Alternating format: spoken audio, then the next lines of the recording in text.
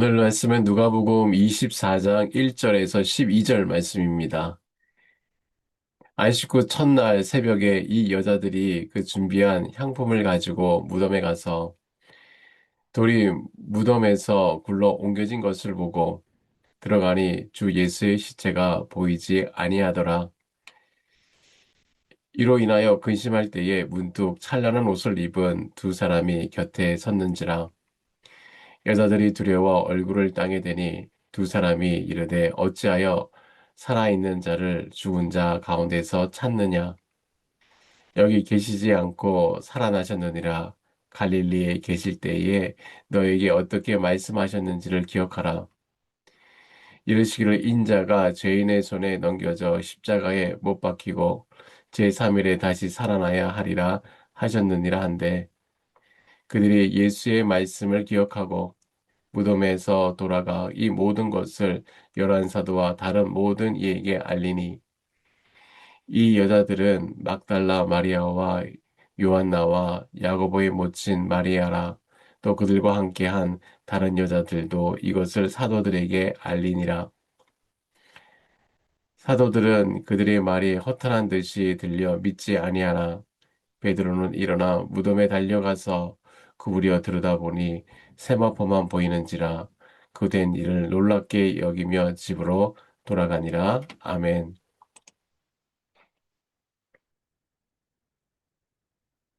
오늘은 우리 기독교 신앙의 가장 핵심, 어떤 심장과도 같은 바로 부활주일입니다. 오늘 우리에게 주신 누가복음 24장 1절에서 11절 말씀을 통해 살아있는 자를 죽은 자 가운데서 찾지 말라는 천사의 외침을 우리의 말씀으로 받기를 소망합니다.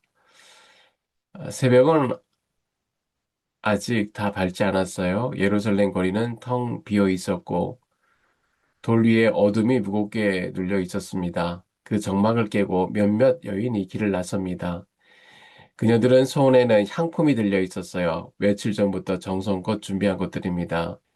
나도와 몰약, 침향의 냄새가 차가운 새벽 공기 속에 섞여 흐릅니다. 그녀들이 가는 곳은 바로 무덤입니다. 살아있는 사람들이라면 누구나 가기를 꺼려하는 곳. 죽음의 냄새가 진동하고 절망이 머무는 그 자리.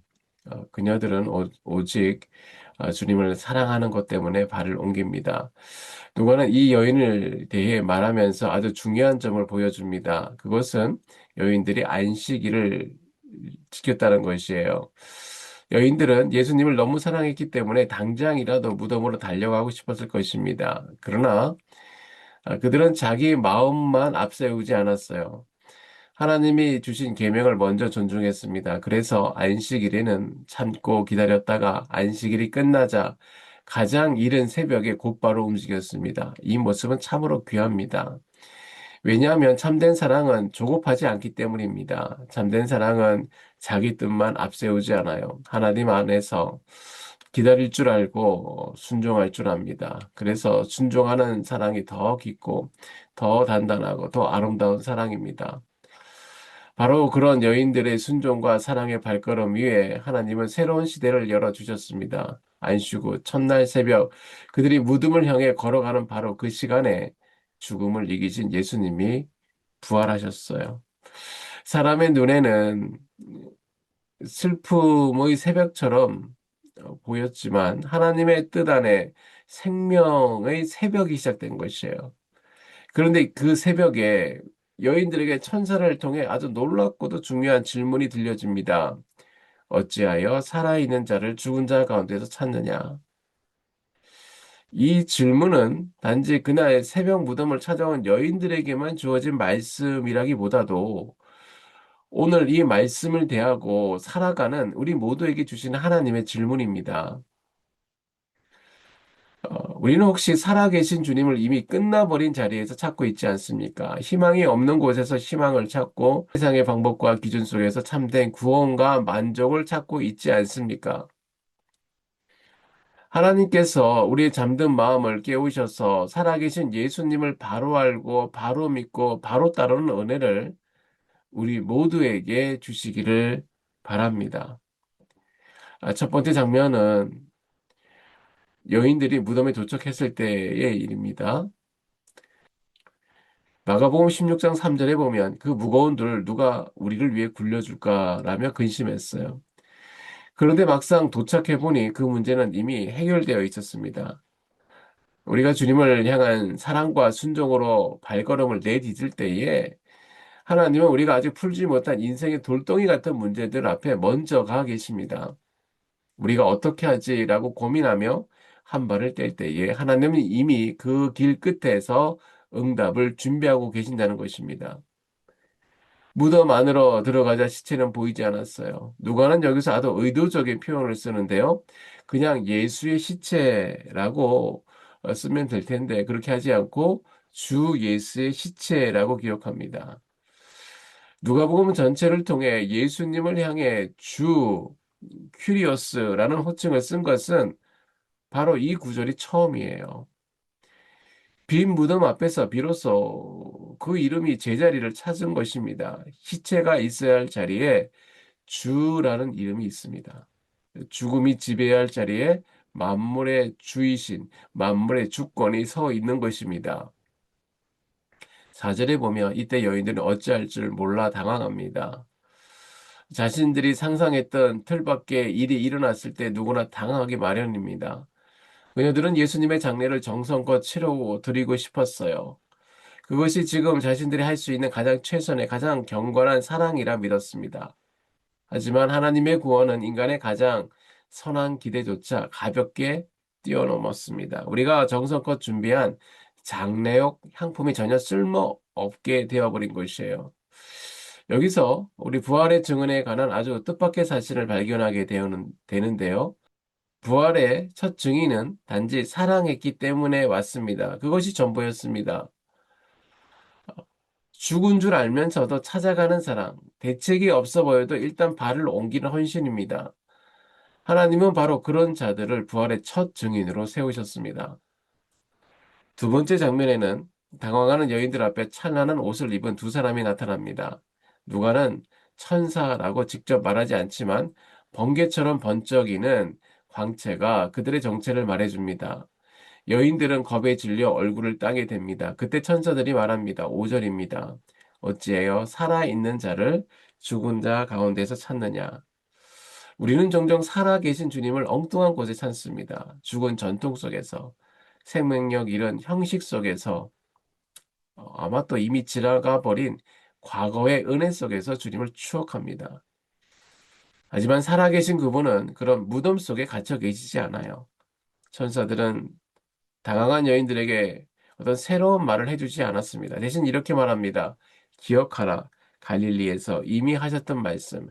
인자가 죄인의 손에 넘겨져 십자가에 못 박히고 제3일에 살아나야 하리라 하셨던 그 말씀을 기억해 내라는 것이에요.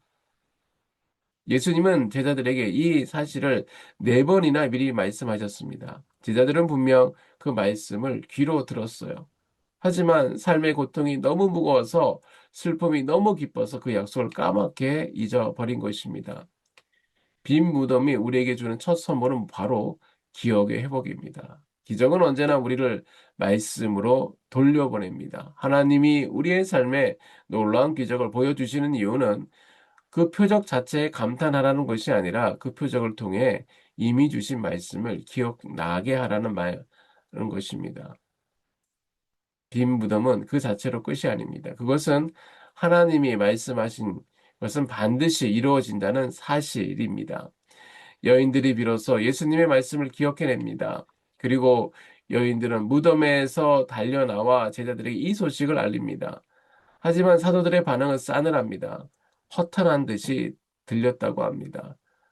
헬라어로 레로스, 즉 헛소리나 말도 안 되는 농담처럼 여겼다는 것이에요. 당시 여성의 증언이 법적 효력이 없었던 시대적 편견도 있었습니다. 부활의 첫 설교는 그렇게 무시당하며 시작되었습니다.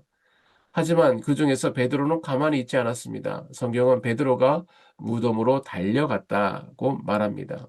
누가 억지로 시켜서 간 것이 아닙니다. 베드로 마음속에 뭔가가 그를 일으켜 세운 것입니다. 주님을 세 번이나 부인한 뒤에 찾아온 깊은 죄책감이었을 수도 있어요. 혹시 정말 무슨 일이 일어난 것은 아닐까 하는 작은 기대였을 수도 있습니다. 아니면 주님을 향한 설명할 수 없는 그리움일 수도 있었습니다. 이유가 무엇이든 베드로는 앉아 있지 않고 달려갔습니다. 그런데 무덤에 가보니 예수님의 시신은 없고 세마포만 놓여 있었어요.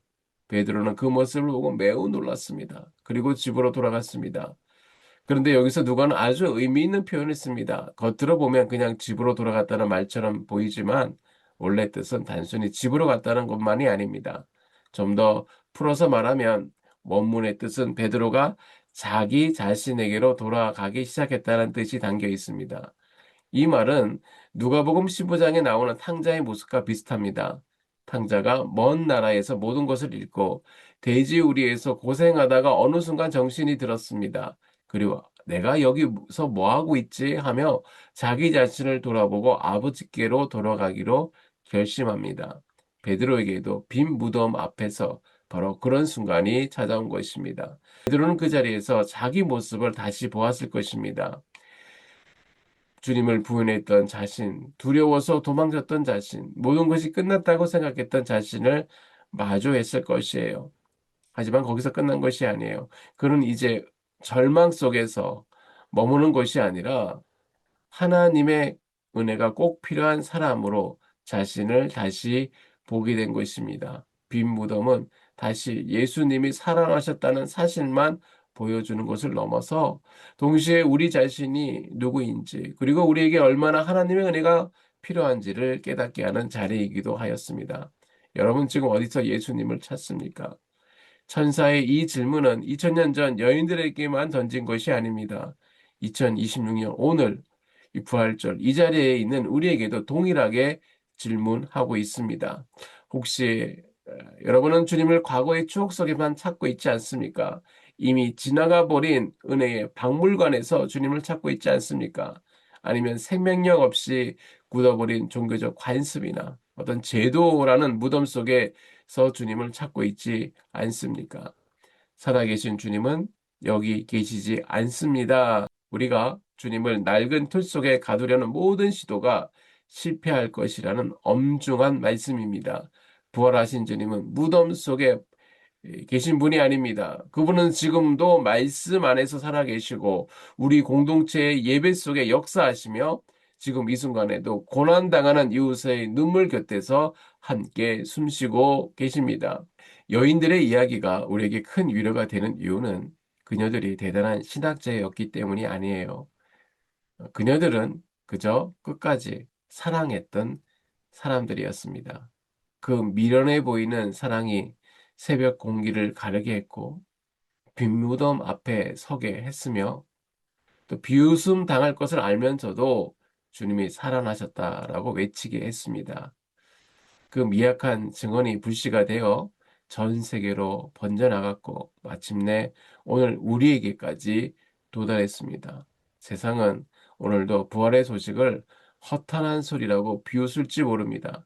하지만 우리는 100번이고 1000번이고 다시 말해야 합니다. 그분은 여기 계시지 않습니다. 말씀대로 살아나셨습니다. 스펄전 목사님은 이렇게 권면했습니다. 근심과 걱정이 여러분의 마음을 짓누를 때에 예수님의 빈무덤으로 달려가십시오. 그리고 선포하십시오. 그분은 여기 무덤에 갇혀 계시지 않고 살아나셨다. 그 선포가 여러분의 멈춘 발걸음을 다시 뛰게 할 것입니다. 세상의 무덤은 우리 발걸음을 무겁게 만들지만 예수님의 빈 무덤은 끝이 아니라 생명으로 나가는 문이기 때문입니다. 텅 빈 무덤을 보며 다시금 우리 자신을 정직하게 대면하고 살아계신 주님의 손을 잡는 복된 아침이 되기를 주님의 이름으로 축원합니다. 그분은 살아나셨습니다. 잠시 기도하겠습니다. 하나님 아버지 감사합니다. 살아계신 주님을 믿게 하여 주시니 감사합니다. 그러나 우리는 여전히 살아계신 주님을 바라보지 아니하고 죽은 자리에서 주님을 찾고 있지 않습니까? 주님 우리를 불쌍히 여겨 주시옵소서. 이미 지나간 과거의 기억 속에 내 생각과 내 마음이 뺏겨서 주님을 가두려 했던 우리의 어리석음을 용서하여 주시옵소서. 주님, 다시 말씀으로 돌아가게 하여 주시옵소서. 잊어버린 주님의 약속을 다시 기억하게 하여 주시고 그 말씀 위에 믿음으로 날마다 서가게 하여 주시옵소서. 살아계신 주님, 이제는 죽은 것을 붙들지 않게 하여 주시고 살아계신 주, 나의 참 소망이 되신 주님만을 바라보며 살아가게 하여 주시옵소서. 감사드리며 예수님의 이름으로 기도드립니다. 아멘.